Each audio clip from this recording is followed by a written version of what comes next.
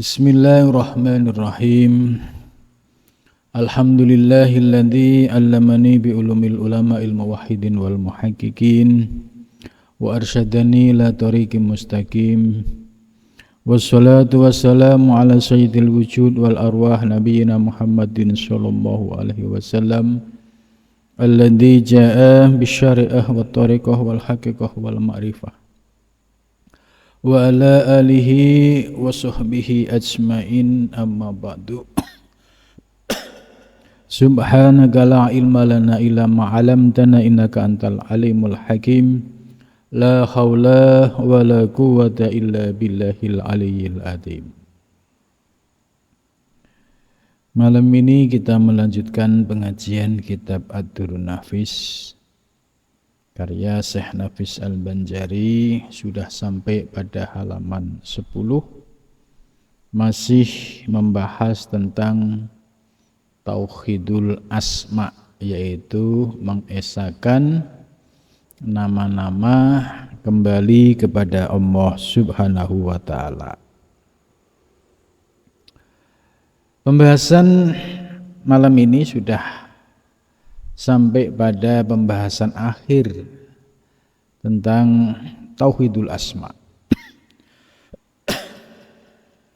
Qala musannif rahimakumullah wa nafa'na bihi wa bi ulumi fid dharaini amin ya rabbal alamin. Syahdan, ya, kata setengah daripada segala arif billah. Jadi Syekh Nafis mengutip pendapat yaitu para arifin billah, orang-orang yang telah mengenal Allah Subhanahu wa ta'ala. Menurut para arif billah, ya, bagi Allah itu tidak ada sifat yang berdiri kepadanya, gitu, yang bertambah baginya, ya, seperti segala sifat ma'ani. Hanya saja yang ada baginya itu asma jua, mengambil dalil yaitu yang bersumber dari dalil nakli, yang bersumber dari Quran hadis. Yang kedua bersumber dari akli, yaitu akal atau rasional.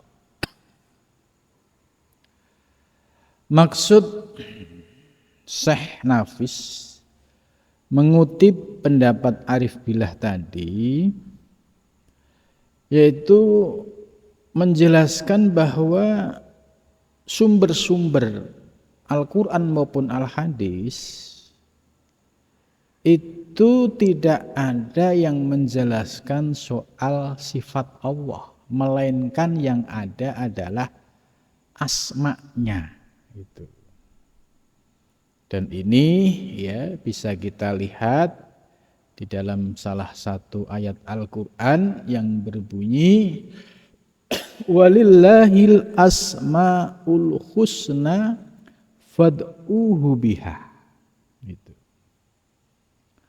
Walillahi, dan itu milik Allah, ya, al-asma'a, ya, yaitu beberapa nama, al-husna yang baik, fad'uhu, maka berdoalah, hu, ya, kepadanya, biha, dengan asmaul husna, yaitu dengan nama-nama yang baik. Ini dasar yang menjadi alasan arif billah bahwa di dalam Al-Quran itu yang ada penjelasan soal asma, nama-nama Allah, bukan sifat, itu. Dari penjelasan ini, Syekh Nafis ingin menjelaskan bahwa 99 yang disebut dengan Asmaul Husna, ya, itu semua menunjukkan nama-nama baik, ya, yaitu yang dimiliki oleh Allah Subhanahu wa taala. Itu jumlahnya 99. Itu. Nah, kemudian ada penekanan bagi siapapun yang punya hajat, ya, tinggal berdoa dengan salah satu namanya. Misalnya ya Latif, ya Latif gitu. Ini salah satu asma Allah, ya, yang memiliki makna ya Latif, yang maha lembut. Ya. Ini ada salah seorang ulama yang memberikan ijazah zikir ya Latif 126 kali, ya, kalau nggak salah itu. Itu salah satu fadilah dari zikir ya Latif, ya. Itu akan diberikan kecukupan oleh Allah Subhanahu wa taala.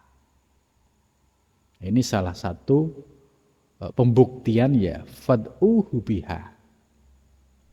Dan cerita dari pengamalnya, orang yang istiqomah zikir ya Latif, itu menyampaikan bahwa selama hidup rumah tangga, ya, sampai sekarang itu tidak pernah kekurangan. Karena yakin dengan dawuhnya seorang guru, kemudian diestoake, diamalkan secara istiqomah. Nah, itu mulai saat nikah, ya, itu dikira andalannya ya Latif. Nah, ini sudah empiris. Jadi empiris itu meyakini, ya, kebenaran dari ayat ini, walil asmaul husna fad'u biha, kemudian mendapatkan zikir dari gurunya dan diyakini, diamalkan secara istiqomah. Akhirnya pengamalan yang istiqomah ini Allah, ya, la yuhliful mi'ad, tidak pernah ingkar janji. Dengan keyakinannya itu. Akhirnya dia membuktikan, ya, selama berumah tangga hidupnya ini, ya, alhamdulillah secara ekonomi diberi kecukupan. Nah, ini salah satu pembuktian dari ayat fad'uhu biha. Ada juga, ya, bermacam-macam kaifiat dan zikir, ya. Ada juga yang hasbunallah wa ni'mal wakil, ni'mal maula wa ni'man nasir, ya. Ini juga sama, kalau diamalkan secara istiqomah dengan bilangan tertentu, itu juga diyakini, ya, diyakini dan dirasakan dan dibuktikan tentang kebenaran fadilah ayat ini. Nah, kembali kepada pembahasan persoalan tauhidul asma, ya, bahwa Syekh Nafis memilih pendapat bahwa di dalam Al-Quran, ya, itu lebih mengurai kata asma daripada kata sifat, ya. Beliau menyatakan yaitu dengan sumber dari Al-Quran dan Al-Hadis. Itu.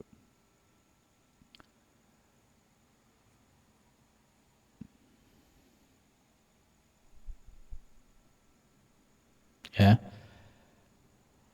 Kemudian Syekh Nafis menjelaskan bahwa sumber nakli, ya, nakli itu yaitu Al-Quran dan Hadis, ya, itu tidak datang di dalam Al-Quran dan Hadis yang mengatakan bahwasanya Allah Ta'ala itu bersifat, gitu. Dan hanya saja yang datang di dalam Quran dan Hadis itu yaitu kata asma, itu.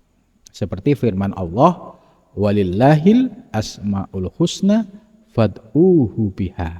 Gitu.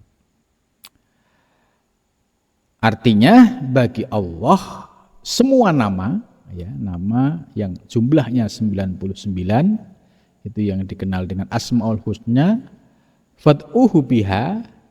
Nah, maka kalau kita punya hajat bisa berdoa dengan salah satu nama yang sesuai dengan hajat kita. Nah, dalam penjelasan ya kitab lain ya, kalau nggak salah di tafsir Jalalain ya, Asmaul Husna itu jumlahnya 99.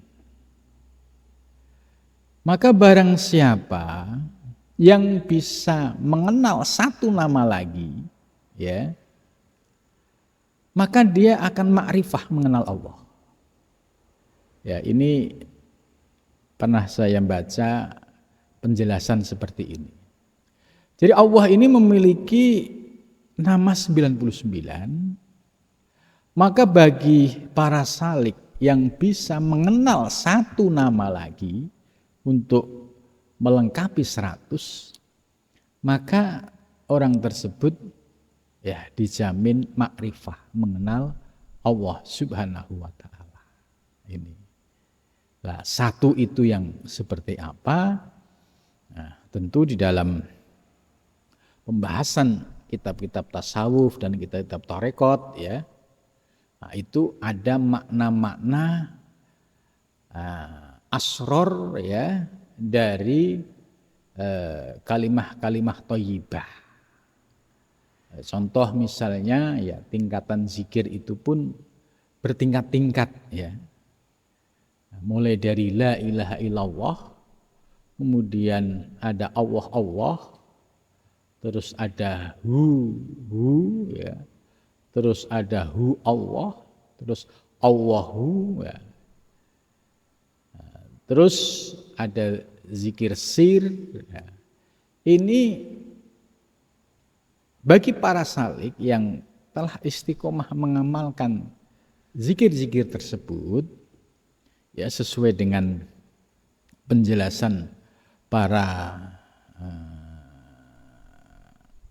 ulama muhakkikin, jika tersingkap makna-makna batin di balik nama-nama itu, ya pasti dia akan mengenal Allah Subhanahu wa taala. Gitu. Jadi ada satu nama yang dirahasiakan oleh Allah Subhanahu wa taala. Nah, ini berkaitan dengan rahasia nama 99 nama. Lah, 99 nama ini kalau dipilah itu ternyata terbagi menjadi 2 bagian.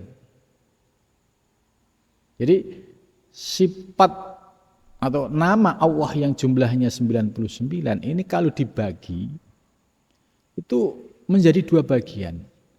Yang satu masuk ke Jamal, ya, yang satu masuk ke Jalal.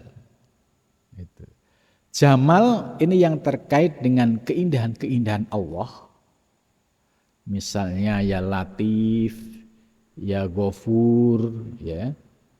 Ini masuk pada kelompok Jamalullah.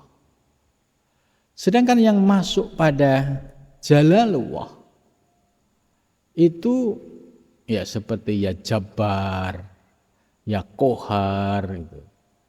Ya Jabbar Wahidat yang maha memaksa, ya Qahar yang maha perkasa gitu.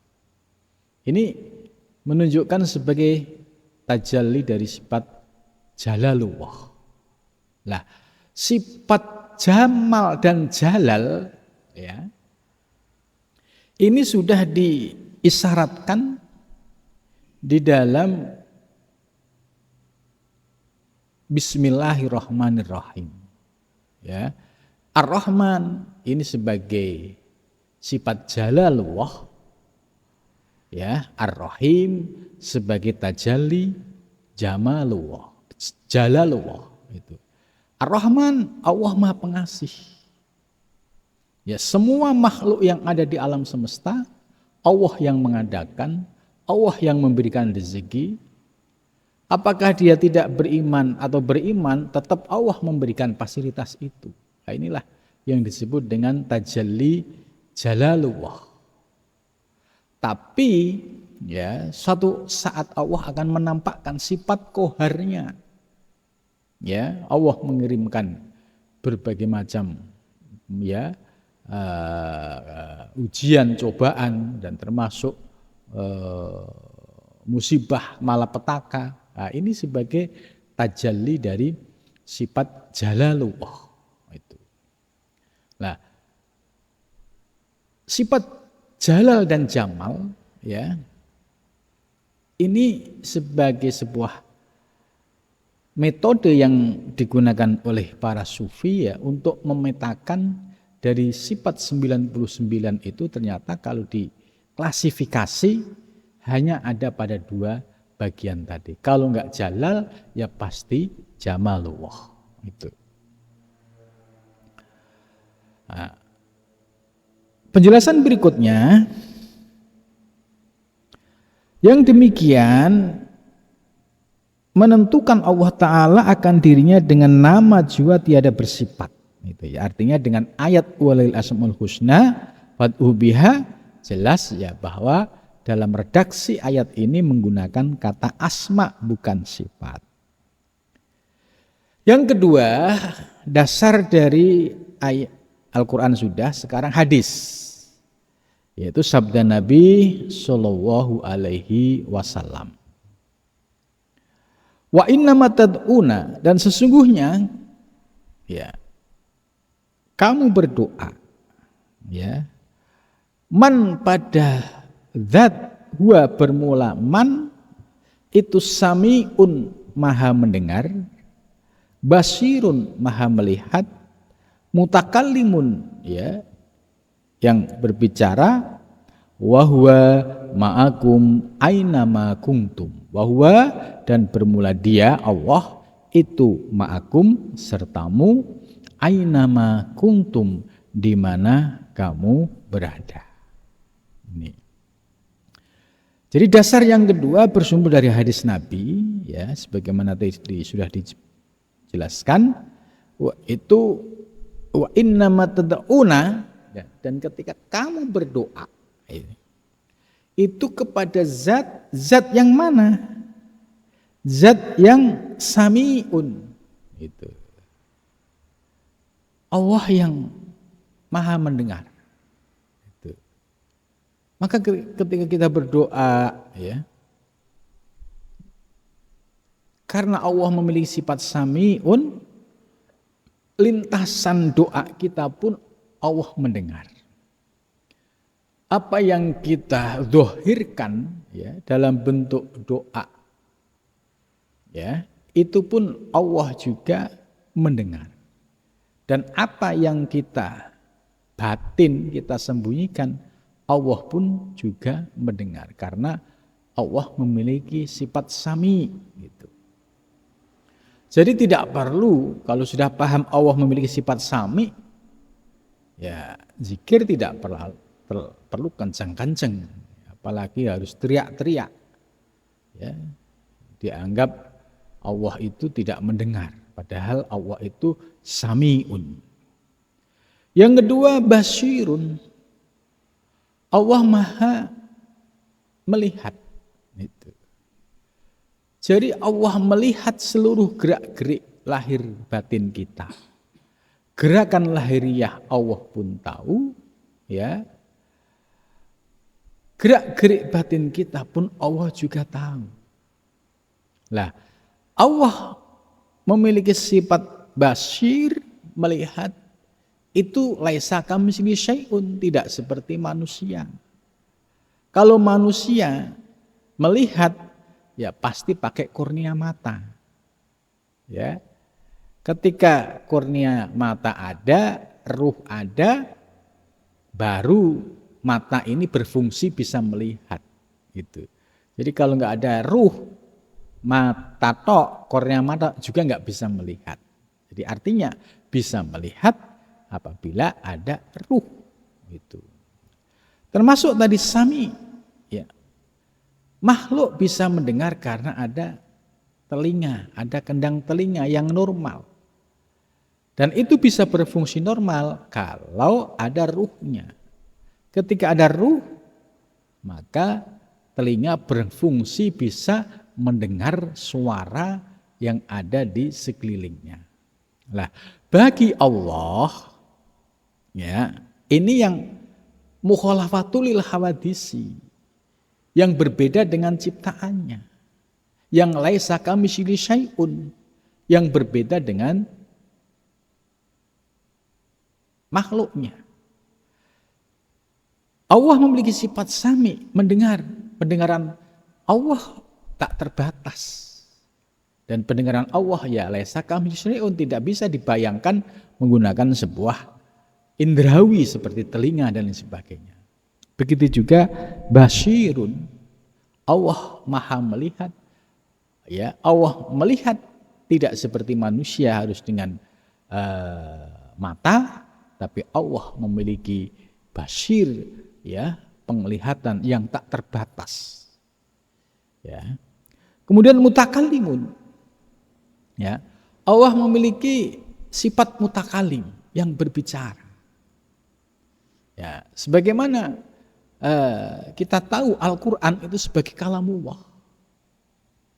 Nah, ketika kalamullah yang awalnya bersifat azali, ya, di Lauhil Mahfud, ya, di situ ya masih berupa wahyu ilahi, ya. Ya. Kemudian ketika turun sampai kepada Nabi Muhammad, ya, dibawa oleh malaikat Jibril, kemudian malaikat Jibril disampaikan kepada Nabi Muhammad, ya. Kemudian Nabi Muhammad disampaikan kepada para sahabat.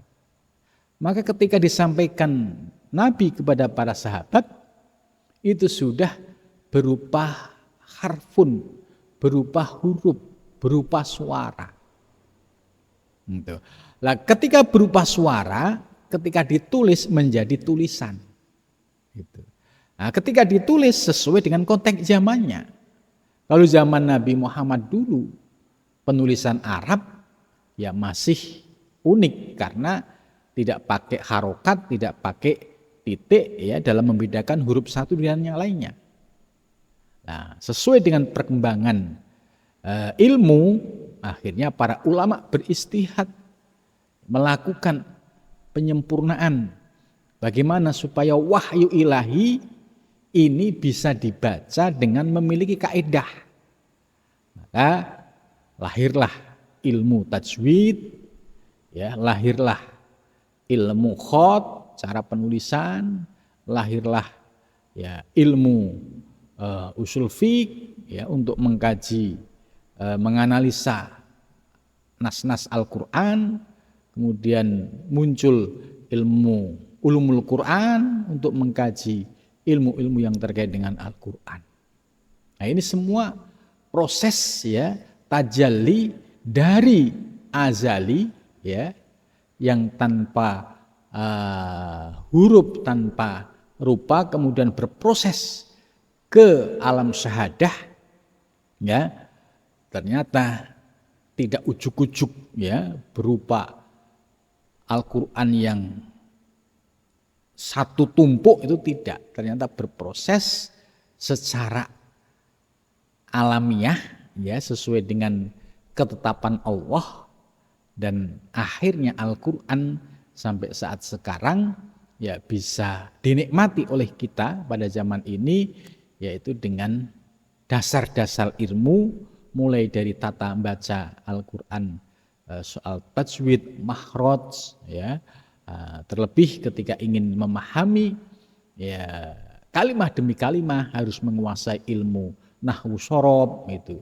Kalau ingin mempelajari keindahannya perlu ilmu balaghah. Untuk mengkaji aspek nas dalam Al-Quran, ya, perlu mengkaji usul fiqh. Ternyata Al-Quran kalamullah melahirkan sebuah disiplin keilmuan yang luar biasa. Itu. Ini wahwa mutakallimun. Nah, kemudian ayat berikutnya wahwa ma'akum, bukan ayat ya. Ini hadis tapi di Al-Quran juga ada. Maksudnya kalimat wahwa ma'akum ainama kuntum. Ya. Wahwa dan bermula Allah itu ma'akum sertamu. Itu. Wahwa bermula Allah ma'akum itu sertamu. Ini kan satu kalimat yang menyadarkan kita bahwa dimanapun kita berada ternyata Allah selalu menyertai kita. Nah, akan tetapi manusia lebih banyak lupanya. Gitu. Jadi kalau ada orang merasa sendiri, ya, sepi, ya, itu sesungguhnya orang yang terhijab. Oh saya sendiri, saya kesepian. Ini orang yang terhijab. Bagaimana mungkin dia sendiri? Wong Allah menyatakan wa huwa ma'akum ainama kuntum. Dalam kesendirianmu itu justru Allah hadir. Kalau kamu mau tafakur dan merenung. Kenapa kamu merasa sendiri? Ya karena terhijab. Tidak memahami hakikat diri. Ya akhirnya tidak merasakan kehadiran Allah Subhanahu wa ta'ala.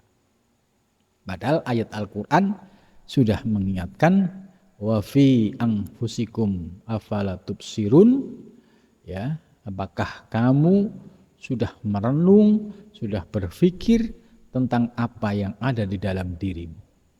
Ya, coba kalau kita renungi diri kita, itu diri kita yang ada saat ini. Ini kalau kita renungi mundur ya. Ya sekarang ada ya, terus berproses ke belakang. Oh dulu anak-anak, dulu lagi bayi, dulu lagi dalam rahim ibu gitu kan.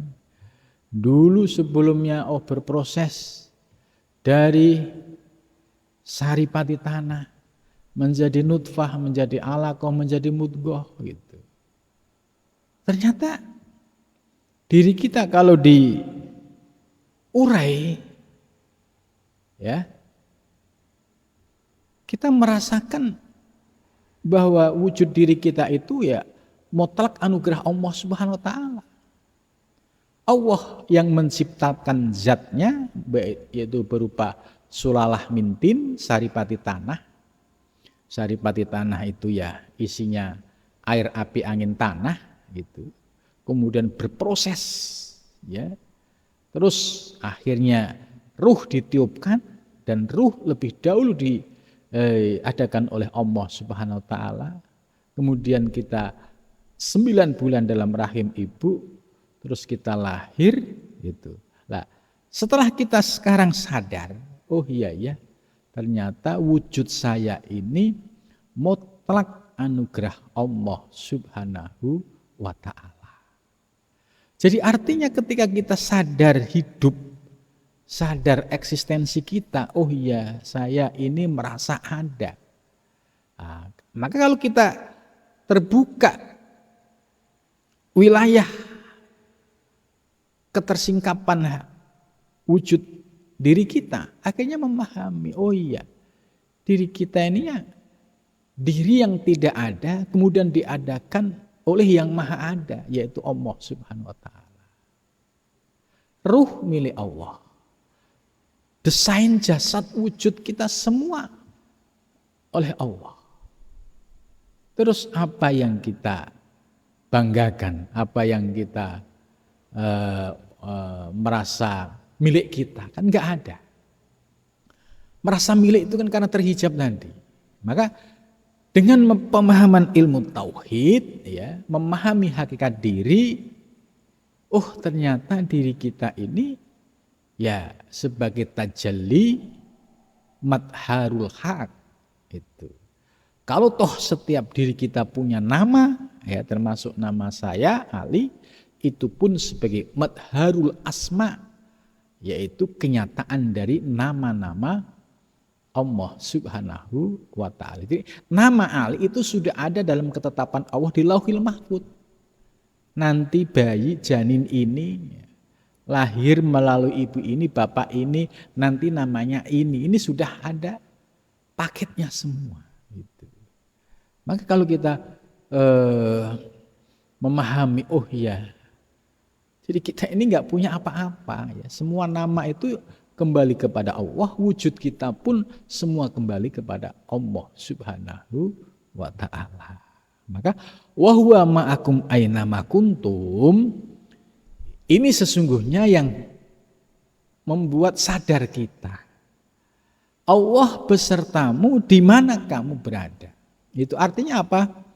Selama masih ada ruh di dalam diri kita, mata masih melihat, telinga masih mendengar, tangan masih bergerak, hidung masih bernapas, mulut masih bisa bicara, tangan bisa melangkah. Itu pertanda adanya Allah Subhanahu wa Ta'ala. Karena apa? Karena ada ruh. Ruh itu min amri Rabbi. Kalau ruh ini sudah diambil oleh Allah, kita bisa menyaksikan jasad akan terbujur kaku, telinga tidak bisa berfungsi untuk mendengar, mata, kornea mata tidak berfungsi untuk melihat,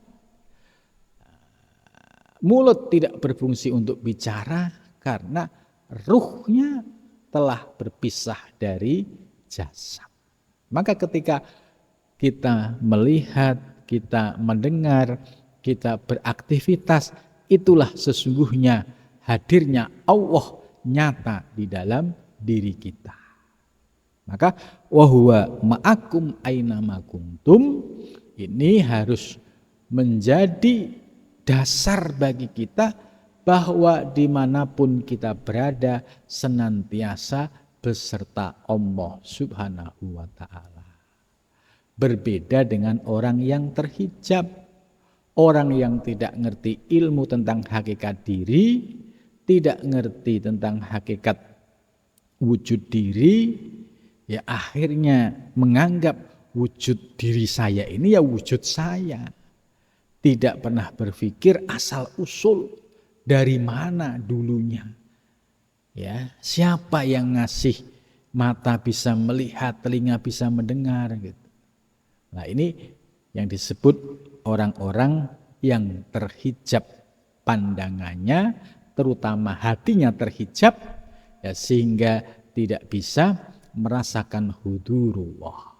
Nah, bagi para salik yang hatinya sudah mendapatkan nur ilahiyah, memahami tentang hakikat diri, ya, maka ketika memandang objek, ya itu selalu dimudahkan oleh Allah, terkoneksi, oh mudah mengembalikan kepada Allah. Ya, lihat objek apapun, ya itu tidak terpesona dengan wujud lahiriahnya. Dia lebih terpesona kepada yang hakiki, yaitu Allah Subhanahu wa Ta'ala.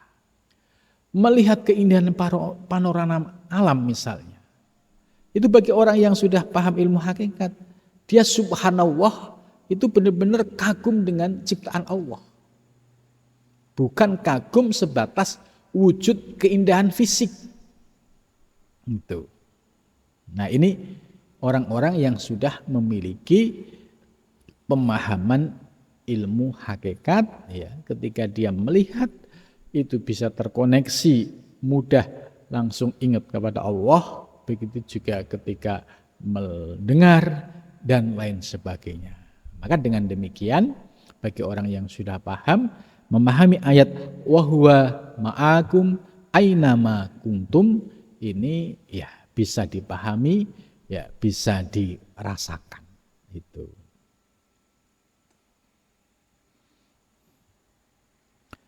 Kemudian yang kedua, dalil akli. Ya, tadi sudah dalil nakli sudah, Quran dan hadis, sekarang dalil akli. Dalil akli yaitu dalil yang bersumber dari akal, yang menjelaskan bahwa Allah Subhanahu wa Ta'ala jikalau ada ia bersifat niscaya dia majhul. Karena tidak ada yang disifatkan itu melainkan sesuatu yang majhul. Ini argumentasi yang akli. Jadi maksudnya begini. Sesuatu yang disifati itu kan sesuatu yang majhul, yang tidak diketahui. Ya, contoh misalnya kita mengumumkan, ya, misalnya telah ditemukan seorang anak dengan ciri-ciri tinggi sekian, kulit, ya, ini disifati. Nah, sifat-sifat ini menunjukkan sebagai pertanda wujud tersebut. Wujud yang lahiriah tersebut. Nah, Allah Subhanahu wa ta'ala itu maha sempurna. Yang laisa kamitslihi syai'un. Maka ketika disifati dianggap majhul itu.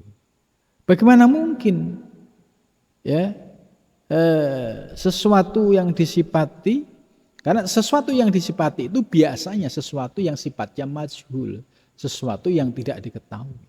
Sementara Allah itu nyata, gitu loh. Nyata, ya. Kenapa? Ya, yang menciptakan alam semesta ya Allah, menyiptakan seluruh binatang, tumbuhan, termasuk wujud kita, ya semua adalah Allah Subhanahu wa ta'ala. Jadi dalam pandangan ulama-ulama muhaqqiqin, ya Allah itu nyata, bukan majhul, gitu. Kemudian bermula Allah Ta'ala itu terlebih ma'rifah daripada segala yang ma'rifah, gitu. Tiada berkehendak kepada sifat yang mengenal dia. Ya, Maha suci Allah Ta'ala itu daripada bersifat dengan sebab makna yang demikian itu. Ya, jadi artinya bagi ahli muhaqqiqin, ya ahli kasfi al muhaqqiqin, ini berbeda ya. Jadi menurut ulama-ulama muhaqqiqin, ya kalau sifat itu sesuatu yang sifatnya majhul. Tapi kalau yang sudah nyata, ya itu ya nggak perlu disifatin lagi, gitu. Ini argumentasi ulama muhaqqiqin yang sebagaimana disampaikan oleh Syekh Nafis Al-Banjari.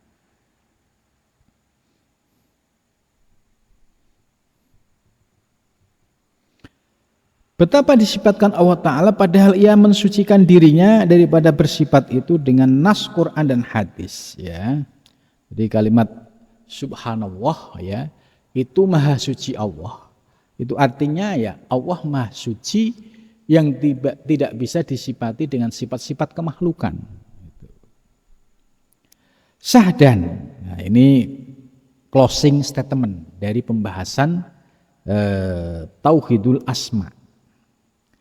Makom inilah yaitu makom tauhidul asma, ya, makom mengesahkan semua nama kembali kepada Allah. Ini makom yang kedua dari segala makom arifin billah. Jadi yang doyan ilmu durun nafis, ya, ini levelnya masuk kategori arifin billah. Ini yang doyan dan menikmati. Karena orang macam-macam, gitu ya.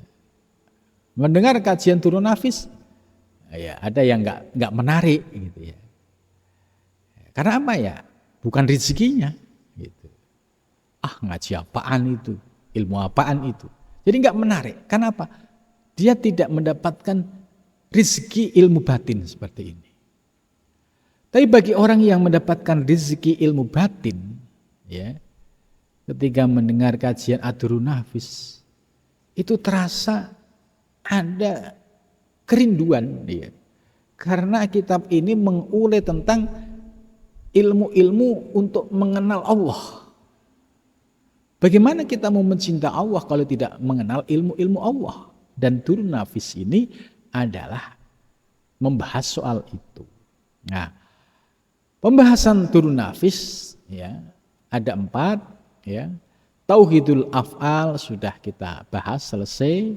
Kemudian tauhidul asma yang kedua ya sudah kita bahas, dan malam ini termasuk pembahasan yang terakhir.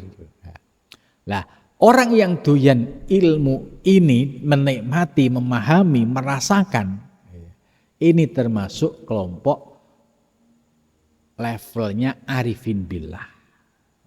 Nah, arifin billah ini bertingkat-tingkat. Ada yang sebatas ilmu yakin, seneng dengar ilmu durun nafis itu seneng gitu. Terus kedua, paham, bisa diterima akal gitu. Terus sedikit-sedikit mulai mengamalkan. Nah, dari ilmu yakin naik ke ainul yakin. Nah, dari ainul yakin nanti naik ke hakul yakin. Nah, ini proses pengamalan dari ilmu tauhid ahlu kasfi atau tauhidnya ulama-ulama muhakkikin. Ya. Makom arifin ini yang dianugerahkan oleh Allah kepada segala orang yang salik gitu. Jadi jangan ya bersyukur kalau kita ternyata ya sebagai orang biasa-biasa aja, ya pinter juga enggak, tapi menikmati ilmu durun nafis. Ini kata mu'alif, ini sebuah anugerah. Karena enggak semua orang tertarik dengan ilmu ini. Dan hanya orang yang hatinya dibuka oleh Allah dan diberikan anugerah bisa memahami. Dan ini hanya diberikan kepada para salik. Maka bersyukur kalau kita memahami, ya, merasakan ilmu ini. Karena ini jelas ilmunya arifin billah. Itu. Ya. Selain salik, apakah ada yang mendapatkan ilmu ini? Ada. Yaitu orang yang majdub. Orang yang majdub, ya, itu proses memperoleh ilmunya itu tidak seperti salik. Kalau salik, proses mendapatkan ilmu itu ya berproses, ya harus ngaji, ngajinya ya harus duduk, mendengarnya harus serius, terus mencoba memperhatikan kata demi kata, kemudian mencoba memahami. Gitu. Setelah memahami, kemudian mencoba mengamalkan. Ini tahapan salik. Terus dibarengi zikir dan riyadhah mujahadah. Baru ilmunya menjadi zauq rasa. Gitu. Tapi bagi orang yang sisi lain, ya, tanpa melalui proses ini, ngaji enggak, gitu ya. Tapi memiliki pemahaman soal ilmu kemakrifan ini tinggi, gitu. Yaitu yang disebut dengan orang yang majdub, orang yang diberikan anugerah jazab oleh Allah Subhanahu wa taala. Lah, orang yang diberikan anugerah jazab, ya, ini ya istimewa, ya. Itu ada kisah, ya. Banyak sekali orang-orang yang memperoleh anugerah jazab. Ya, itu salah satu cerita yaitu Syekh Burhanuddin Ulakan, murid dari Syekh Abdul Rauf As-Singkili.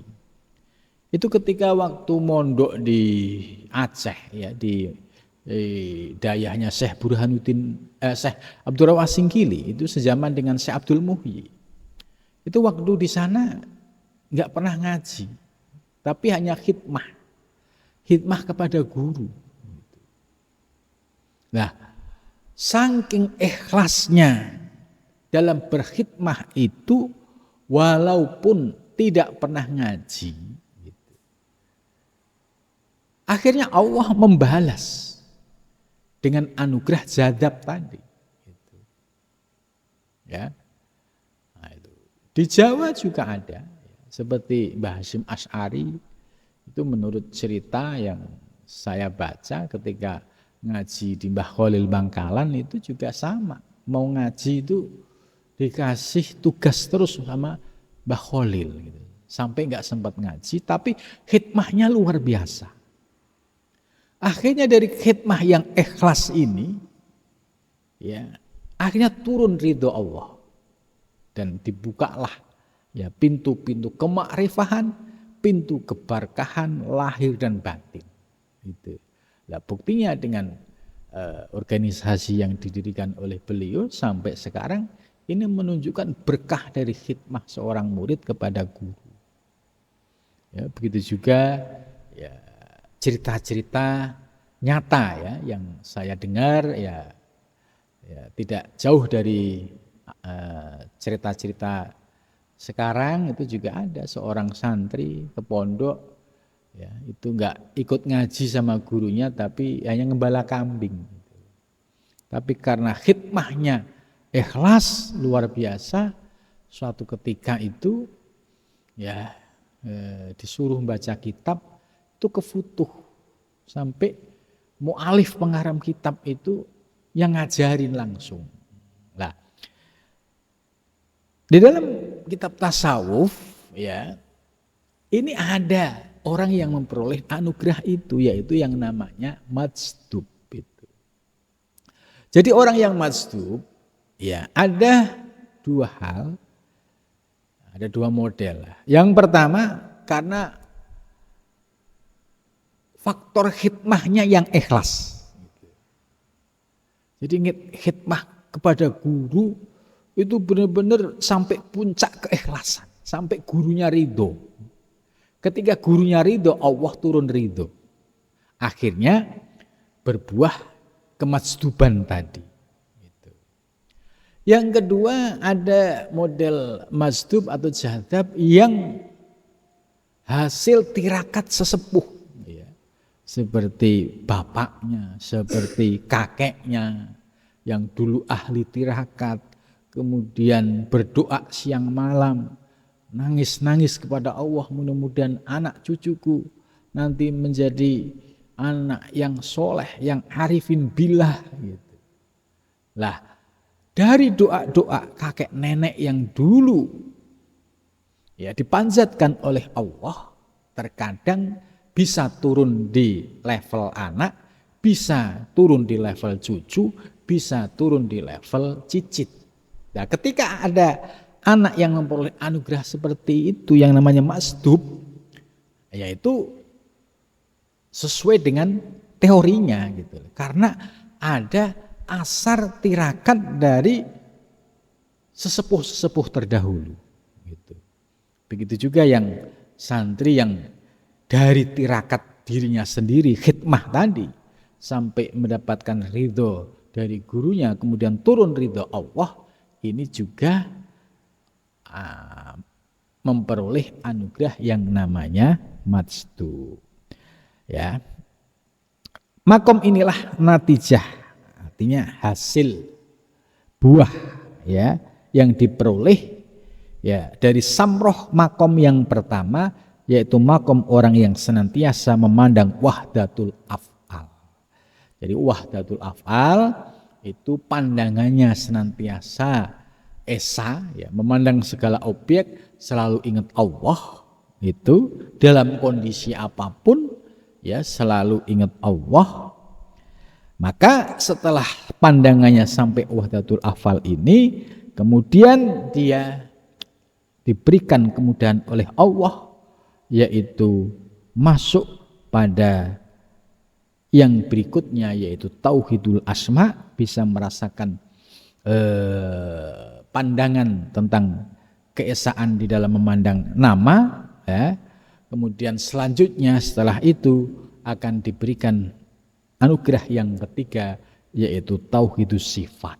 Itu. Nah, pembahasan yang tauhidul asma ya malam ini sudah selesai.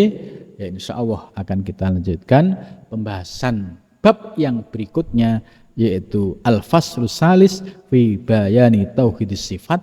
Insya Allah akan kita lanjutkan pada minggu yang akan datang. Cukup sampai di sini, mudah-mudahan manfaat.